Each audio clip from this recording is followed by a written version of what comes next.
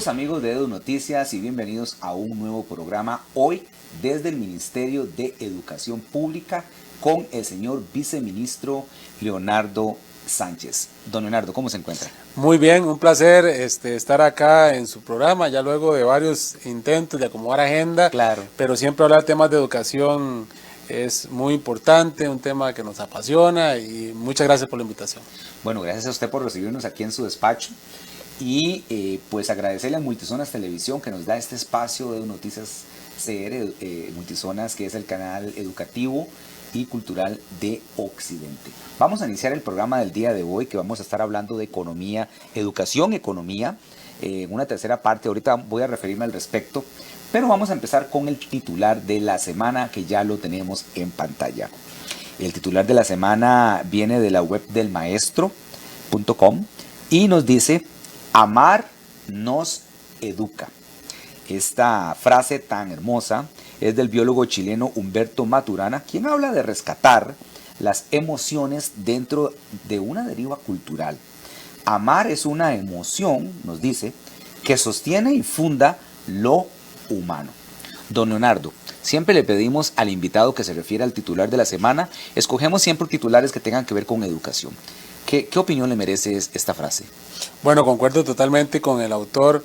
Ahora, escuchando la frase, me ponía a pensar que una condición necesaria, además de la vocación que debe tener un docente, tendríamos que hacerle un filtro ahí de que entienda la importancia de amar como parte del proceso de enseñanza en la educación, ¿verdad? Es decir, yo no logro separar los sentimientos, esa parte de saber amar y entender la importancia de amar, de cómo enseñar. Debería ser y es parte del proceso de aprendizaje en el aula y fuera del aula. Creo que los valores como el amor y lo que deriva del amor, como la empatía, la solidaridad y demás, son fundamentales en los procesos de aprendizaje, en la formación que tenemos como seres humanos, y creo que son elementos claves para posicionarlos en la discusión de la discusión. No podemos hablar de educación sin hablar de saber amar, de empatía, de cariño, ¿verdad? De ternura, etcétera. Debe ser parte fundamental de ese círculo virtuoso de la educación. Así es, y para los que hemos estado en las aulas por tantos años, sabemos que la escuela es un espacio necesario. Los niños buscan afecto. ¿Cuántas veces un niño se acerca a uno y lo abraza? Y uno dice, quién sabe qué le pasó, ¿verdad? O le dicen a uno a veces papá, tío, padrino, porque hay un nexo emocional. Si se da con uno que es varón, todavía más con las compañeras maestras de preescolar, con las maestras o con las profesoras, que usualmente hay un vínculo natural, ¿verdad? Con las compañeras. Bueno, vamos a dejar la frase de la semana y vamos a pasar a meramente la entrevista, que es educación, economía en su tercera parte. Y más bien el tema es educación, pobreza y desigualdad.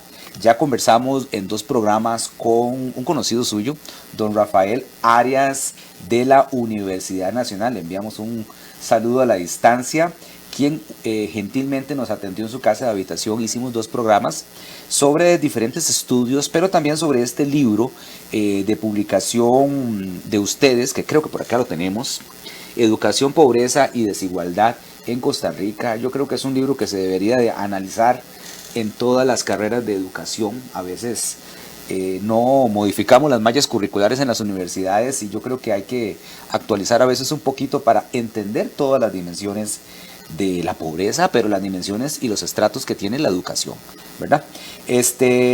Don Leonardo, para referirnos específicamente a la obra y al título del programa, que es sobre educación y economía, le voy a repetir la misma pregunta con la que abrí la entrevista con don Rafael. ¿Por qué relacionar las palabras educación y economía?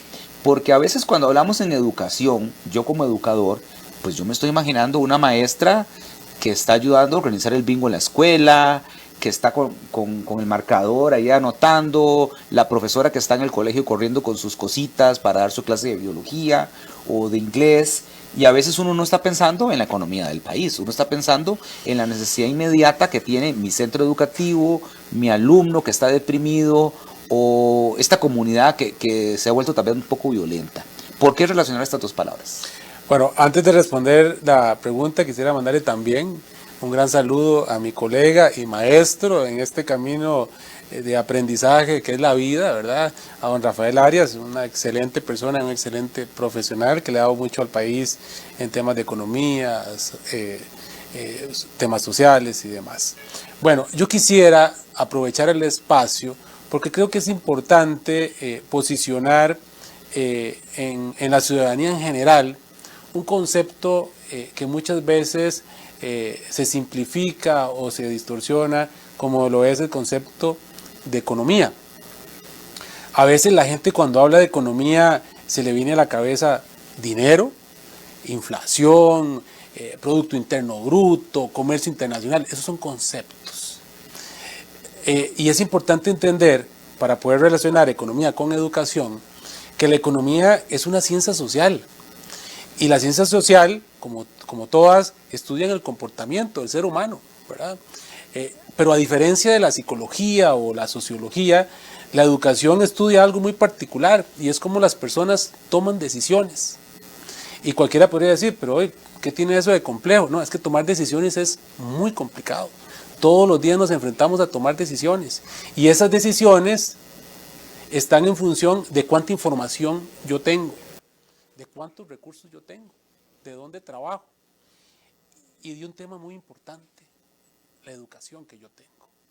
En el tanto yo tengo una muy buena educación y un muy buen conocimiento, yo voy a poder tomar las mejores decisiones. Pero ve qué interesante, cuando hablamos de cómo las personas toman decisiones y cómo las empresas toman decisiones, hablamos de ese concepto de economía que se llama microeconomía y es algo más individual.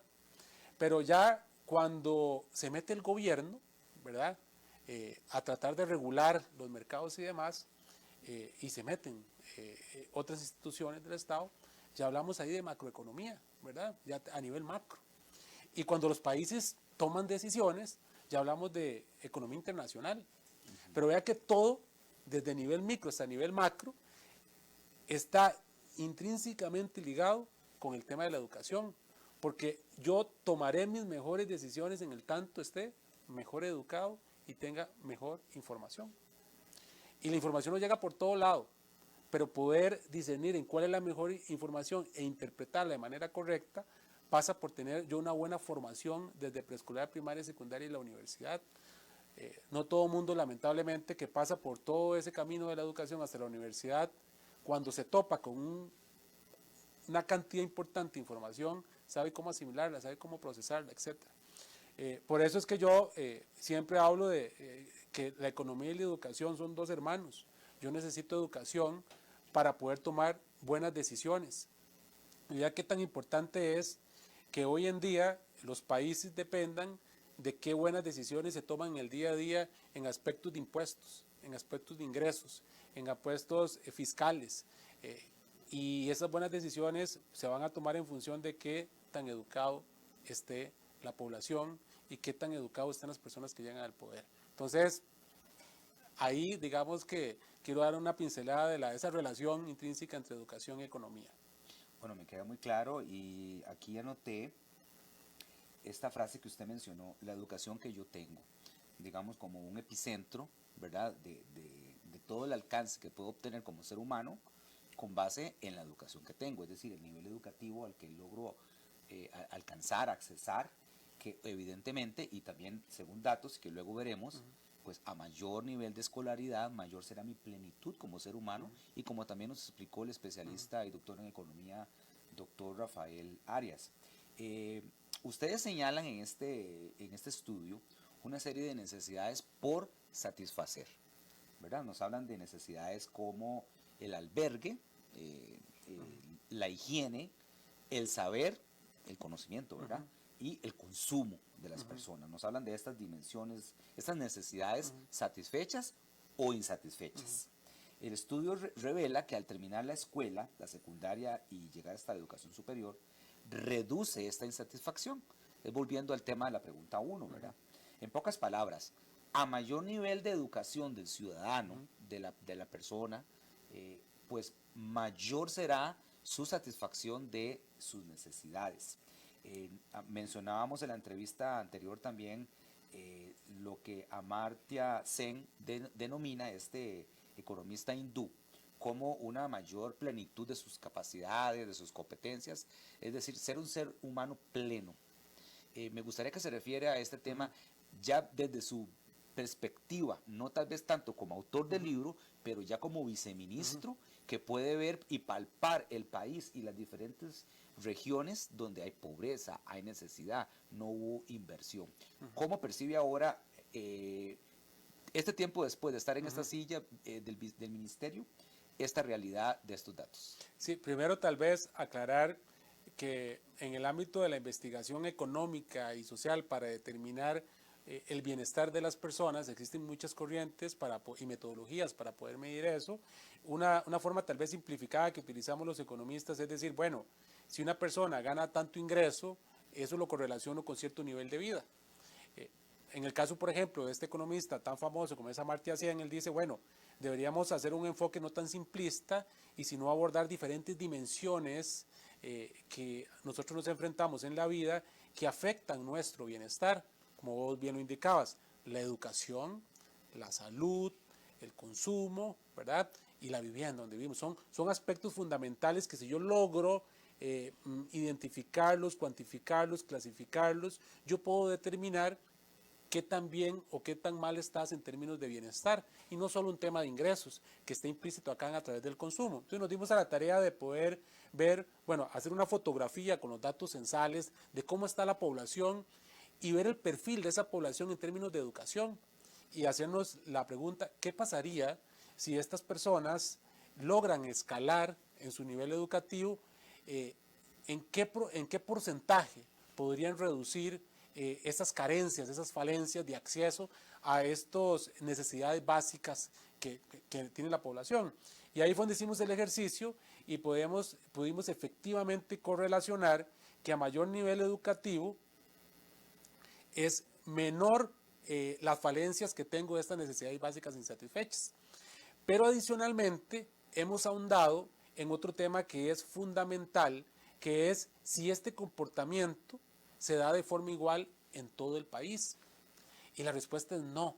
Es decir, aumentar la escolaridad en Guanacaste no es lo mismo que aumentarla en Punta Arenas, en Limón o en la zona norte. Los efectos, curiosamente, son diferenciados. Y estos hallazgos me hicieron a mí comprender que en el caso de la educación yo no puedo aplicar la misma receta o esperar los mismos resultados en todo el territorio. Y me puso a pensar que la política pública tiene que tener un carácter diferenciador partiendo de las particularidades del territorio.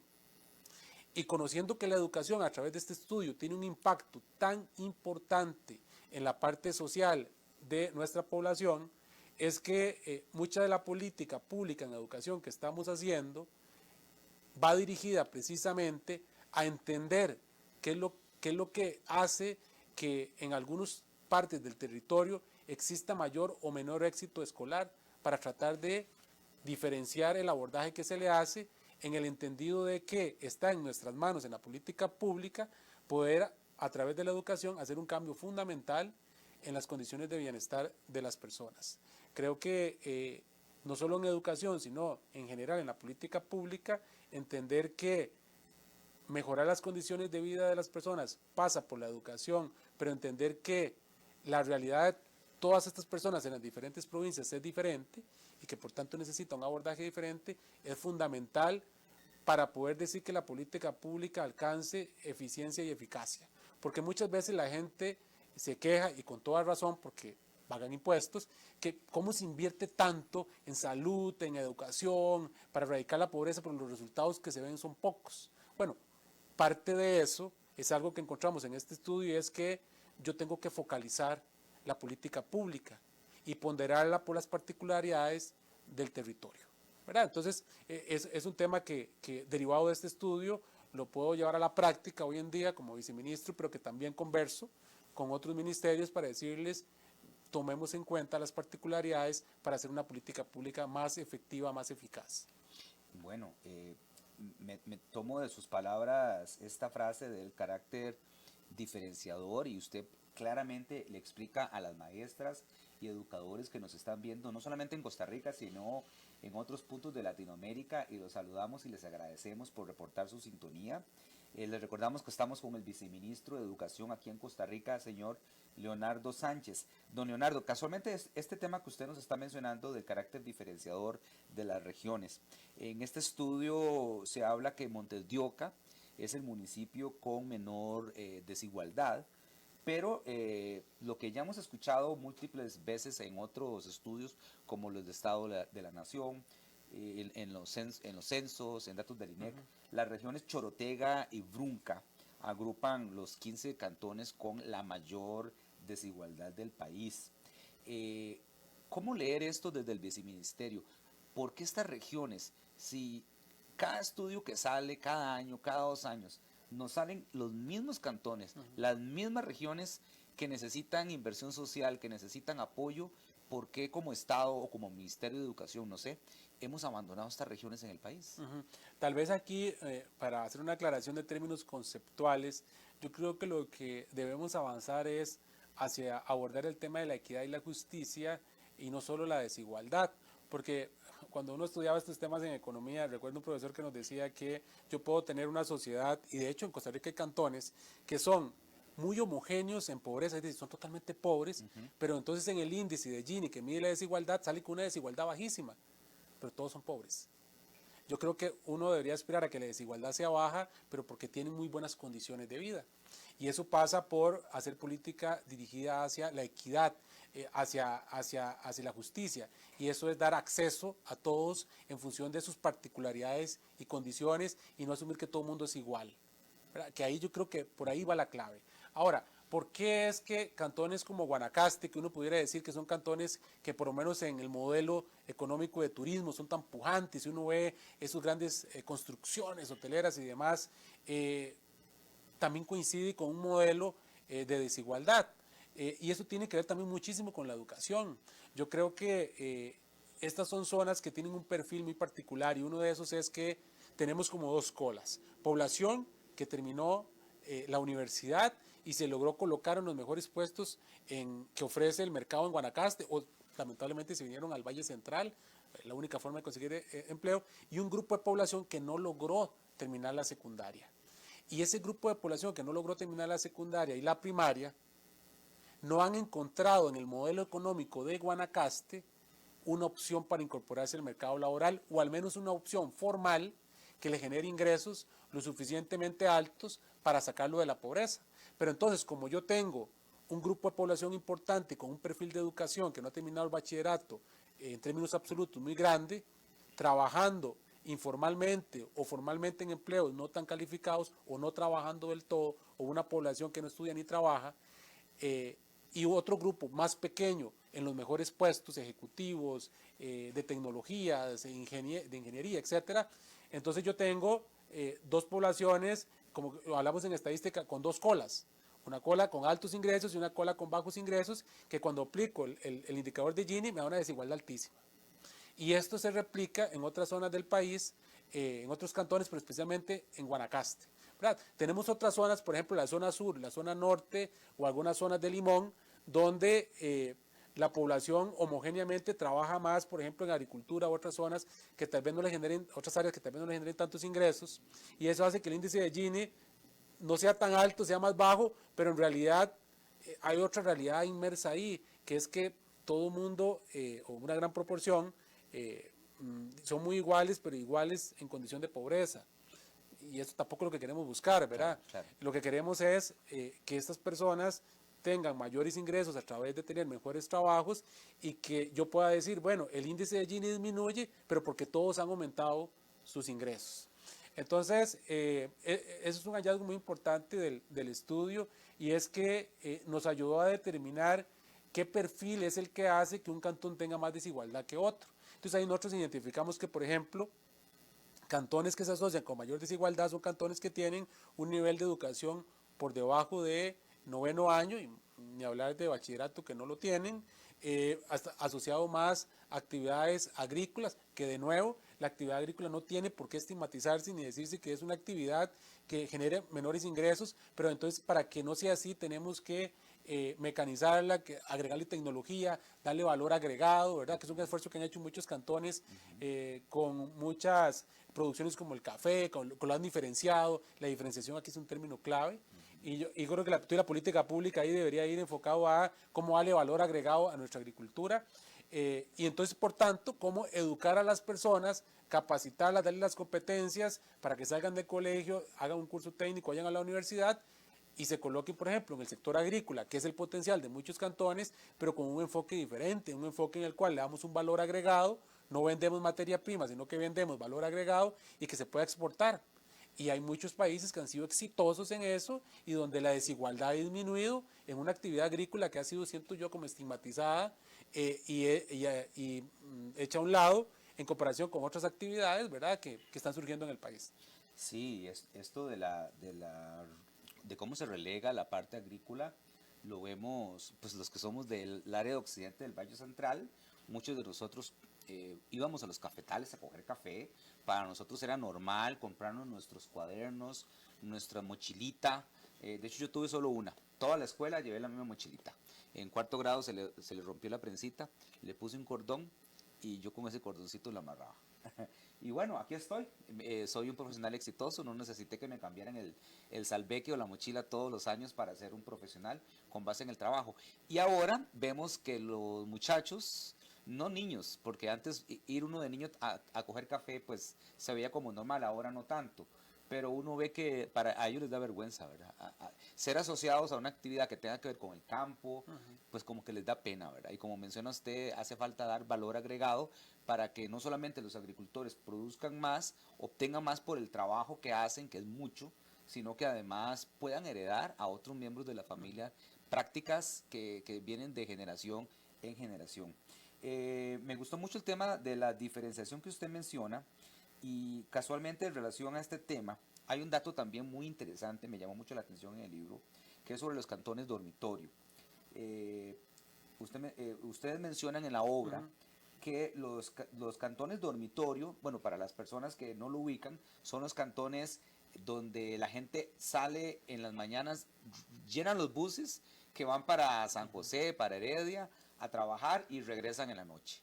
Ese es el término de cantones dormitorios, por si alguien no maneja el término. Y se menciona algo muy interesante, que el coeficiente de Gini, tal vez como para recordarlo, porque lo hablamos con don Rafa, el coeficiente de Gini es un coeficiente que si se acerca a cero es Igualdad total. igualdad total, o sea, es lo positivo. Y si se aleja del cero, es negativo. Entonces, entre más cerca del cero, es más positiva la percepción. En estos dormitorios, cantones dormitorios, el coeficiente es más alto, o sea, es más desigual, hay más desigualdad. Y los cantones con actividades productivas, es decir, donde hay empleo, baja, se acerca más a cero el coeficiente de Gini. O sea que la desigualdad también está asociada a fuentes de trabajo. ¿Cómo puede el Ministerio de Educación Pública tomar, por ejemplo, estos datos y correlacionarlo con esta diferenciación en cómo especializar tal vez cantones, colegios técnicos, porque la infraestructura ya está, los docentes ya estamos contratados? ¿Cómo hacer más eficaz nuestro ministerio? Excelente pregunta. Tal vez voy a hacer una introducción y dar algunos datos. Costa Rica es un país que lamentablemente ha sido un país pequeño en población desde la colonia, ¿verdad? Y ha sido un país que, a diferencia tal vez de otros países que nos llevan tal vez unos escalones más arriba, no ha planificado el territorio, planificado en términos de dónde se ubica la población, de dónde se ubican los comercios, lo que hoy en día llamamos planificación territorial, algunos los conocen como planes reguladores y demás. Eso no fue, digamos, que la regla en el inicio del siglo XX, y eso provocó que nosotros tuviéramos una población por muchos años dispersa, la gente construía donde tuviera un lotecito, ¿verdad? Y no existía esa visión de planificador de las ventajas o las externalidades positivas derivados de aglomerar población, de crear densidades, porque eso está de la mano con también demanda. Y cuando hay demanda hay generación de empresas, y cuando hay generación de empresas hay empleo. Costa Rica, con esa dinámica de no planificación, pues creó un patrón de concentración de la población en el territorio muy particular. Uno encuentra que el 70% de la población vive dentro de lo que llamamos el GAN ampliado, la región central, y el resto de cantones, con excepciones de algunos cantones particulares, no tienen población casi. Y cuando no hay población, desde el punto de vista económico, hay una demanda, digamos, pequeña, y por tanto eso ya es un condicionante y un problema para la generación de empresas y de empleo. Cuando nos vamos a términos de producción, en este estudio nosotros definíamos lo que son cantones productores y cantones dormitorio. En Costa Rica, el 100% del empleo, o sea, del 100% del empleo, el 80% se da en menos de 20 cantones. Es decir, está totalmente concentrado. ¿Qué implicaciones tiene eso? Que con una alta probabilidad, independientemente de donde yo viva, me tengo que ir a trabajar a esos cantones. Y eso implica desplazamiento. Y eso implica, con el sistema de carreteras que tenemos, congestión vial. Y eso implica entonces una gran pérdida de tiempo, de vida, en empresas, ¿verdad? Pero además, cada vez más, por temas de valores de la tierra y demás, al existir esa concentración del empleo en pocos cantones, hace que la gente lo piense más para venirse a trabajar acá. Hay un costo de oportunidad muy alto. Si yo te digo, mira, vos estudiaste esto, pero ese empleo solo lo vas a conseguir en la zona franca de Cartago, de Heredia, San José, y eso implica que vos sacrifiques 2 horas de ida y de vuelta. Hay gente que lo piensa. Entonces, en los cantones dormitorio que nosotros hablamos, ahí el empleo es muy limitado y la gente tiene que tomar la decisión. Agarro un empleo muchas veces informal o de baja paga, o opto por un empleo que me paguen más, pero sacrifico 4 horas de mi vida y cuidado no más. Y eso hace entonces que en esos cantones dormitorio, como casi no se genera el empleo o el empleo tal vez no es tan calificado, la gente gane menos y empieza a quedar brechas y por tanto desigualdades y por tanto el coeficiente Gini tiende a ser alto. Y ahora vos tocabas un tema muy importante. Esto es un dato estadístico, pero ¿qué estamos haciendo para cambiar esa realidad? Yo creo que la tecnología, el avance de la tecnología, donde ya no necesariamente tenemos que estar en físico en un lugar, cambió totalmente el paradigma de cómo se hacen los trabajos ahora y lo que es las inversiones de las empresas y demás. Y abre una ventana de posibilidades para que muchos cantones dormitorio, a través de la tecnología, el teletrabajo, etcétera, etcétera, puedan tener una oportunidad que antes no la tenían. Entonces, vos bien apuntabas, el MEP tiene un reto y una responsabilidad muy grande para reactivar la economía de esos cantones dormitorio, que de paso le cuento que son el 60%. Cantón dormitorio se define como un cantón en el cual más de la mitad de la gente que trabaja lo hace fuera de otros cantones, ¿verdad? Es decir, el cantón de empleo para menos de la mitad de la población. Yo siempre pongo un dato, el dato de Belén.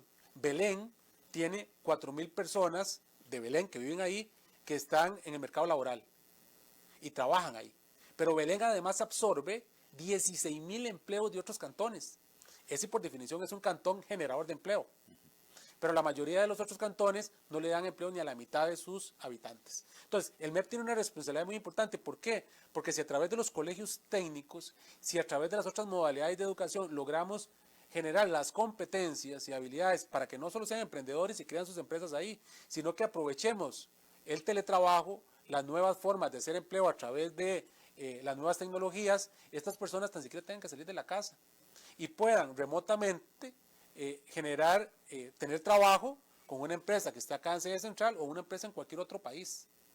Y eso se hace a través de formar a estas personas, no solo para que terminen secundaria, sino que vayan con las competencias a través de educación técnica y demás. Por eso es tan importante que la educación técnica y universitaria dé un giro a aquellas carreras de alta demanda laboral, como son las carreras STEM, como son, por ejemplo, la computación, el Big Data, el inglés, ¿verdad?, que es tan importante, y así que estos cantones pasen de ser cantones dormitorio a ser cantones donde yo encuentro trabajo, sin tener que tener ese desarraigo familiar, sin tener que perder 4 horas de mi vida empresas y demás, que también es parte del bienestar. Es decir, yo trabajo para tener recursos, para tener un mejor bienestar, pero si a mí el trabajo me va a implicar que una cuarta parte de mi vida la malgaste en una presa, yo creo que ahí estamos, digamos, teniendo un desbalance muy importante entre el trabajo y el bienestar. Así es, y los que somos del área de Occidente, tenemos sobrinos que se levantan a las 3 de la mañana y su desplazamiento al final del día casi que es la mitad de la jornada laboral, que la gastan en un vehículo, en un autobús, desplazándose a estos puestos de trabajo. Bueno, señor viceministro Leonardo Sánchez, se nos acorta el tiempo y ya llegando a los últimos minutos del programa, agradecerle y pues prometemos volver. Hay muchos temas, ¿verdad?, que conversar. Hay demasiados temas y más bien se nos hace corto y queremos agradecerle. Indiscutiblemente este tema de la diferenciación creo que me lo voy a llevar para traerlo luego y abordarlo más en detalle, porque se presta para una conversación muy rica. Señor viceministro, quizás ya para terminar, dirigirse a los educadores costarricenses, a los que convierten todos estos datos en realidad, ¿verdad? Humanizar todo esto, porque al final todas estas desigualdades, verlas en gráficos, a veces nos separa del factor humano y nada más vemos el gráfico que va para arriba, ¿verdad? Que la desigualdad sube, que la pobreza sube, pero son seres humanos. Entonces tal vez un mensaje para las maestras, los profesores, todos los colegas que están allá en las aulas, trabajando y procurando de hacer de la educación pública de Costa Rica la mejor posible. Sí, bueno, vos mencionás algo muy importante, estos son datos. Algo que uno aprende en economía es que pobreza, desigualdad, inflación, Producto Interno Bruto, son datos. Lo importante o el deber de uno es entender el significado del dato más que el dato. Y cuando hablamos de educación, hablar de exclusión, hablar de graduados, hablar de que sacan bachillerato, es un dato.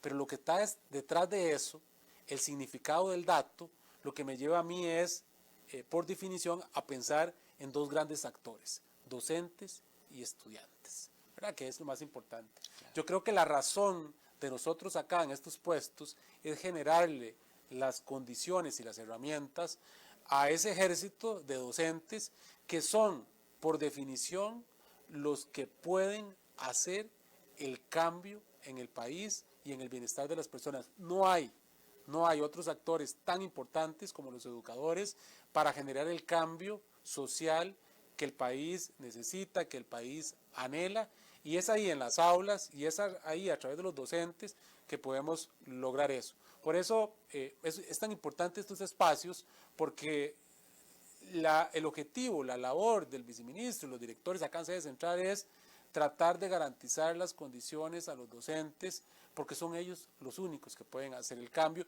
y tienen una responsabilidad enorme con la sociedad, y es garantizar un mejor futuro para nosotros cuando estamos en la vejez, pero sobre todo para esos niños que vienen creciendo. Claro, muchísimas gracias, señor Leonardo Sánchez, viceministro de Educación de Costa Rica. Y antes de irnos, vamos a observar en pantalla la frase de la semana. La frase de la semana, que ya la tenemos en pantalla, es de Henry Adams, historiador estadounidense, y dice: un docente influye en la eternidad. Jamás se puede asegurar dónde termina su influencia. Nos vemos, si Dios quiere, el próximo lunes aquí en Multizonas Televisión, en Edu Noticias CR. Recordarles seguirnos en redes sociales de Multizonas Televisión, de Edu Noticias, Facebook, YouTube, y nuevamente agradecerle al señor viceministro por atendernos. Muchísimas gracias. Muchas gracias por la invitación. Hasta luego. Nos vemos, si Dios quiere. Hasta luego.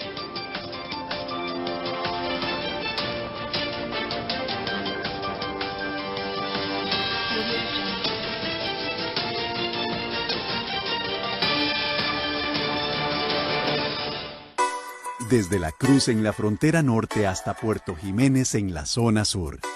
Desde Santa Cruz en la península de Nicoya hasta las montañas de Talamanca. Multizonas Televisión llega con lo último en tecnología a los lugares más remotos del territorio costarricense y fuera de nuestras fronteras. Gracias por ser parte de la familia Multizonas.